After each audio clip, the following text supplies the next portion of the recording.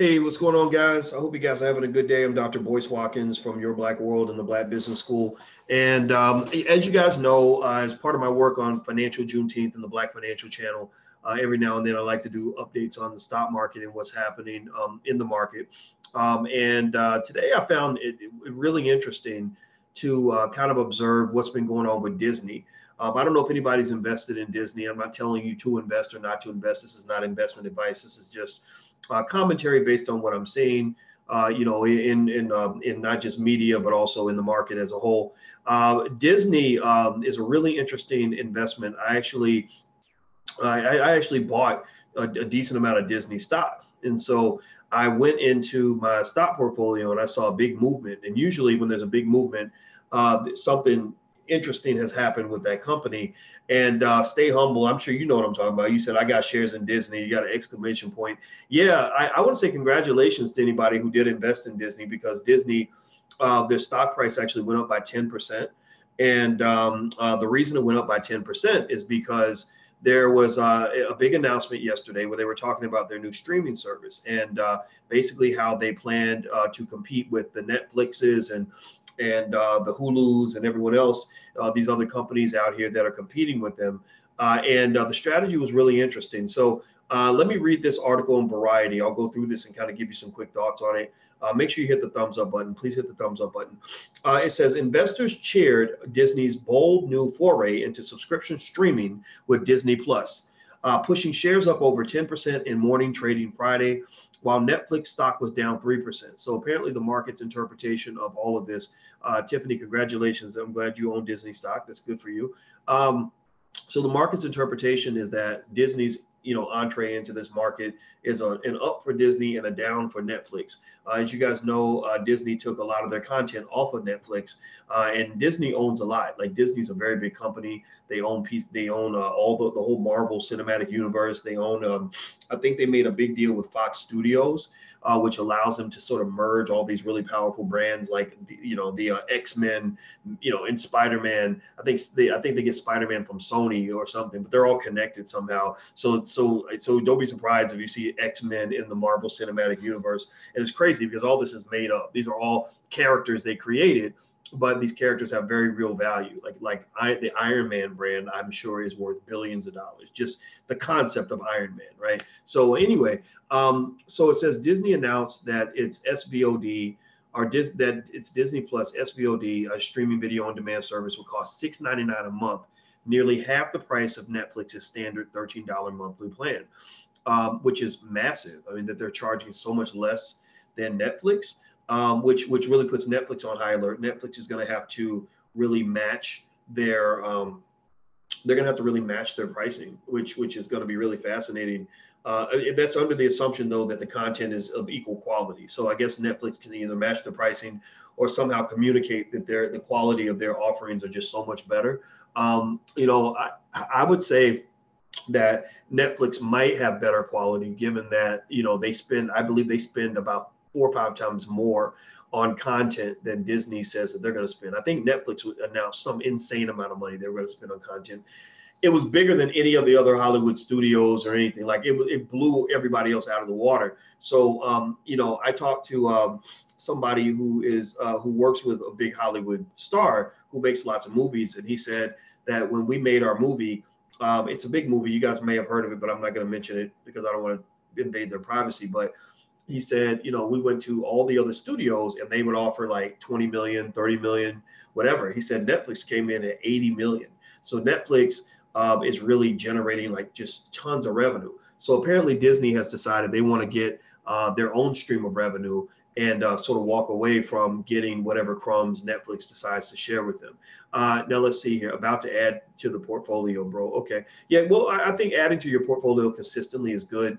Alexis, I'm not going to tell you to buy or to not buy now, because this is not investment advice. This is really analysis and conversation. I'm not going to give you investment advice, because if I tell you to buy something and then it doesn't make money, I don't want people blaming me. That's what happened with crypto. I was telling people that I was buying crypto, and they thought that I was telling everyone to buy crypto. And I was like, no, I mean, that's what I'm going to do. And I still own my crypto, by the way. The crypto market has quietly moved up. I bought crypto because I planned on owning my crypto for 5 to 10 years. I didn't buy crypto with the plan that I was going to own it for a couple of months, right? The investing is not a get rich quick scheme. It is a long-term planning scenario. So Disney's investing heavily in Disney Plus's launch, slated for November 12th in the US, on content and operating costs. In fiscal 2020, the Mouse House will spend $1 billion in cash on original programming for Disney Plus, which it will have just under $1 billion in operating expenses. Disney CFO Christine McCarthy told analysts, or that's what she told them. So she said that they're spending on Disney Plus originals, and they expect that to rise to about $2.5 billion by 2024. And Disney Plus, entirely subscription supported, no advertising, is expected to sustain financial losses in its first 4 years of operation before turning profitable by the year 2024. So this particular style is used by a lot of companies. The Japanese were notorious for doing this. This is how they gained so much market share in the auto industry. Was they would go in and they would just pretty much they would call it dumping. They would dump their cars for like major losses because they were willing to lose money in the beginning to get market share so they could eventually make a profit later on once they had a big part of the market. Jeff Bezos did that a lot with Amazon too. For a while Amazon wasn't making hardly any profit at all. It was actually making losses, but his whole plan was the long game. And so people that play the long game as investors tend to do better than people who play the short game. People who want to get rich quick, who want quick money, fast money, they lose to people that are okay with getting the slow money. So if you want to do well as an investor, you should go after the slow money. I'm only going to talk for about 10 minutes on this topic because I'm about to meet with Noma Lang and with Shallie Moses, and we're about to go live and talk about another topic. But so if you're asking me specific questions and stuff like that about investing, a good way to learn that is to go to my stock market class, which is at theblackstockmarketprogram.com. That's theblackstockmarketprogram.com. I literally answer hundreds of questions. I have tons of content, tons of material. So if you have specific questions like, well, how do I start investing? Or how do I invest in this? Or should I do this? Or should I do that? Theblackstockmarketprogram.com is where you want to check it out. The first month is free. Also, there's a 30-day 100% money back guarantee if you're interested, if something goes wrong for any reason. But people love the program, so feel free to check that out. So let me finish talking about Disney here. So basically Disney's long game is we're going to lose money for 4 years and then we're going to start making a profit. I think that's brilliant. Basically, when they made the announcement to the market it basically would just sit there and the analysts were like, okay, so what's your plan?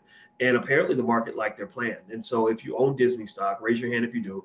You probably noticed a bump in your portfolio today because Disney, it just took out 10% is huge for one day. So let me see here. So it says, so Disney's playing a long game in battling for streaming subscribers, a strategy Wall Street, for now, is giving a clear thumbs up to. Quote, Disney is approaching streaming offerings with guns blazing, looking to take share and quickly ramp up subscriber growth, said Patrice Cuccinello, director of technology, media, and telecom group at credit rating firm Fitch Ratings. Disney Plus will be loaded on day one with attractive IP and franchises, I guess intellectual property, and has set the price affordably at $6.99 a month, well below other premium streaming video on demand offerings. Disney's projections for Disney Plus to reach 60 to 90 million subscribers by fiscal year 2024 were far above Wall Street expectations. The break-even point for the service is more aggressive than analysts predicted. So one of the things that's interesting about this market, the streaming video on demand market, is my perception is that it's not as competitive as people think. I don't think that it is it's not as cutthroat in terms of being a zero-sum game. What I'm observing is that lots of people subscribe to lots of services because the services don't cost that much. They're like less than $10 a month. I know people that will go to the club and drop $200 in one night, right? So ultimately, if you have a favorite show that's on Netflix, you might have a Netflix subscription. If you have another favorite show on Hulu, you'll go subscribe to Hulu. If you have a favorite show, I have a favorite show on CBS All Access, The Twilight Zone with Jordan Peele, which is a great show, by the way. That made me subscribe to CBS. So that's what they're doing. What they'll do is they'll have some amazing show, and you'll say, oh my God, I got to see that show. I got to see Game of Thrones. So you go subscribe to HBO, right? And think about this. Even if you subscribe to your favorite 10 subscription services, which I don't even know if there are 10 big ones out there, but let's say you pick 10 and each one of the 10 charges you an average of $10 a month, $12 a month. That's $120 a month. That's still less, probably half of what you paid for a cable bill just a decade ago. You know, I mean, back in the day, cable bills were off the chain. Anybody remember those days when the cable bills were sick? You know, now cable bills are gone. And so you get a chance to subscribe to a bunch of stuff. So I think what's going to happen, my prediction, my little 2 cents on this is I think that you're going to find Netflix will continue to grow. Disney will continue to grow, and the pie will continue to grow, and everybody's going to get a big piece of this pie because it's a growing industry and people are cutting their cable cord and jumping over to the subscription services. That's what I believe, and I think that's why Disney's entry into this market to me is not as much of a threat to Netflix as people are perceiving it to be. My 2 cents. Do you have any classes on starting an investment club? Actually, in theblackstockmarketprogram.com, I have a whole lecture on how to start an investment club. So yeah, you can feel free to just go over to theblackstockmarketprogram.com and just, you know, there's a lecture on how to start an investment club. So it's not even a special class you have to actually sign up for. Within one class, we cover lots of different topics in different areas based on what the students want. So theblackstockmarketprogram.com. Also, blackmoney101.com is actually on discount right now, just for today only on the 12th. For 24 hours, you can actually get 70% off. So feel free to go to blackmoney101.com. If you use the discount code 70 off podcast, that's one word, 70, the number 70, OFF, 70 off podcast, you can actually get 70% off. So somebody please type that in so other people can share it if they'd like to. Okay. All right. So let's see. I see Alexa says, I need to get your flashcards for my daughter. Sure. The flashcards are at financialflashcards.com. That's financialflashcards.com. Those are our financial flashcards we invented for kids. My 2 cents is that the summer's coming, and during the summer, I would say in addition to signing them up for football camp, basketball camp, cheerleading camp, put them in business camp. We don't need more black basketball players. We got enough. We don't need more black football players. We got enough. We don't need more black girls doing cheerleading. We got enough of that. We don't need more black girls that are singing and dancing or black kids that want to rap. We got plenty of that. I'm not saying that they shouldn't do it. I'm saying that we got to add to the portfolio. So adding to the portfolio to me means how about we create a lot of black business owners? You know, we need black jobs. We need jobs. Black people need more jobs. And the thing about needing more jobs is that white people are not the ones that will supply the jobs because that's not their job. That's their economy, not our economy. And many of you may have grown up working for people who didn't like you very much or who were racist toward you or whatever. And you wish you could work with a black company or own a black company. So what I say is twofold. One, every black child in America should be taught to start a business by the age of 12. It's easier to start a business in many cases than it is to fill out 40 job applications, which is the average number of applications you have to fill out just to get one interview. The second thing I believe is that every black family should have a family business. Why is that important? Well, because when you have a business, you have a ton of write-offs. The write-offs in a business are 100 times better than the write-offs from owning a house. Owning a house, you get to write off the interest and that's it. You own a business, you get to write off so much. It's insane. It's ridiculous. So that's why business owners get so wealthy, is because business owners pay less taxes than workers. It's not fair, but it's true. It's just what it is. So that's my 2 cents. That's my belief, and that's what I'm sticking with. Okay, please hit the thumbs up button. If you haven't hit the thumbs up button, please do that. Hello, Asha Castleberry. I love Asha. Asha is a professor, and she's also tell them what school you're teaching at now, Asha. I saw you have a new university affiliation. I've been knowing Asha for 13 years, and she's now a foreign policy expert. How about that? How many sisters you know are experts at foreign policy who can break down, you know, the U.S. foreign policy in Indonesia and tell you about what's going on in the diplomatic dispute in the South China Sea and break down the buildup of nuclear arsenals in Russia. Like Asha's she's that chick. She's like and I say she's that chick because she's a straight up, black woman from the hood like everybody else, but she's real. She really knows her stuff, and she has served her country bravely.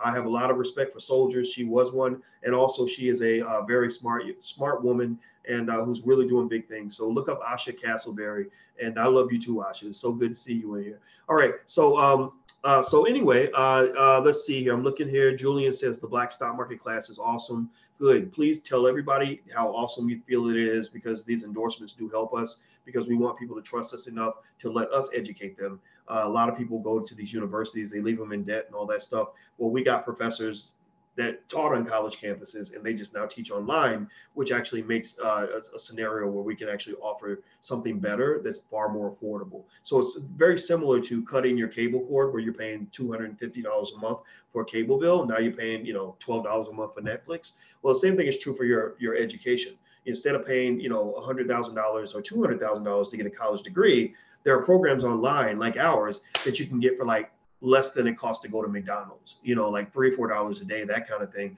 But the quality is the same. So, actually the quality is not the same. The quality is actually better because we are very specific in who we teach and why and how we teach. So feel free to give it a try. And if you don't like it, again, no risk to you. You can go to support@theblackbusinessschool.com and ask for a refund, and they will give you a refund within 30 days, no questions asked. So there's no risk. You can try it out. So the stock market program is theblackstockmarketprogram.com, and blackmoney101.com is where the special is. And the code, I'll type it in here so you guys can see it. The thread is 70 off podcast. So if you use that code as one word, don't spread it out, you can get 70% off just for today only. All right, guys, I'm out of here. So I'm just going to say this about Disney stock.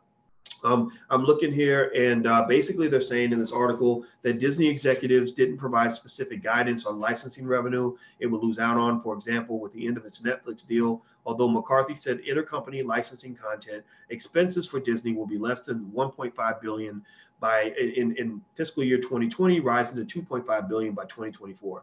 That said, management has given enough detail to help investors model near-term earnings trajectory while showing confidence in the long-term subscriber opportunity. So what they're doing, the reason they're making this announcement, and the reason that they're very careful about what they say, is because they know that their stock price will be affected by what they say to the public. So what they're trying to do is they're trying to say, look, we're going to give you enough information to make an educated guess on what our company's worth and to decide if you want to invest or not invest. But we're not going to tell you everything because we can't tell you all of our trade secrets and every single piece of financial information out there. But there is an expectation, if you're a publicly traded company, to disclose specific information to the public about what you're doing and how and why and what your strategy is. And if they don't like what they hear, then your stock price will plummet. That's how investors vote. Investors vote with their dollar bills, and they tell you if they like or don't like what you did by speaking in the language of money. That's the only language that Wall Street tends to communicate with. So Disney has done well. I like the strategy. I like what I read. I'm happy to be an investor. The stock price went up. I was like, oh, okay, this is Merry Christmas to me, right? And so anyway, if you're not an investor, I encourage you to look into it. It's not that hard. It doesn't take that long to do. I can teach you how to start investing with $5 in 5 minutes. So the program, the first month is free, is theblackstockmarketprogram.com. So feel free to go check that out. I'm out of here, guys. Have a good day. Please hit the thumbs up button. And I'll be live in a few minutes with Norma Lang and Michelle Moses, but I got to go over here and do this interview with her. So I'll see you guys soon. Take care. Bye-bye.